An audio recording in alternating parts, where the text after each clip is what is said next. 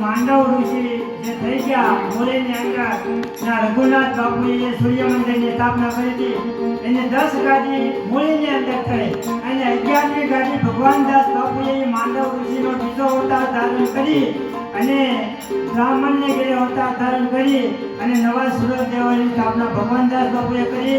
ત્યાર પછી 12મા ગાદીપતિ શ્રી ત્રિકમદાસ બાપુ, ત્યાર પછી હરિવલ્લભદાસ બાપુ જુનાગઢ સૂર્યમંદ ભગવત ગુરુ આશ્રમના મહંત હતા. સત્યવનદાસ બાપુને ગાદી હોપી અને હરિવલ્લભદાસ બાપુએ સૂર્યનારાયણ ભગવાનની નવા સુરત દેવાની ગાદી સંભાળી.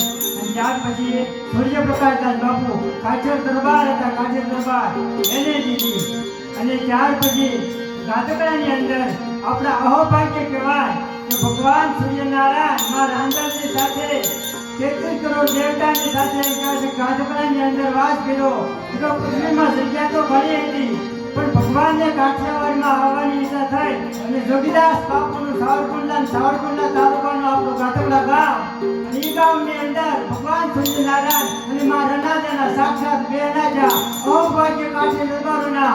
અને ત્યારે ભગવાન દાસ બાપુએ આગળવાણી કરેલી કે સૂર્યનારાયણની 3 સપ્તાહ થશે એટલે કાઠીઓનો ઉદય હતો એવો ને એવો થઈ જાય.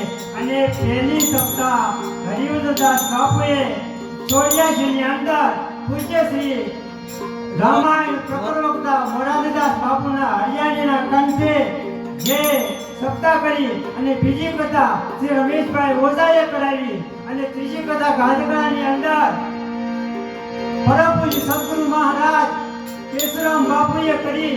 આ 3 સપ્તાહ થઈ છે. જોવા આજ આપણી રોનક કેટલી બદલાઈ ગઈ છે. સુરત એવો લાભ કે તમને સ્વર્ગ જોવા મળે છે. ગાધકડાની અંદર સાક્ષાત ભગવાન તમને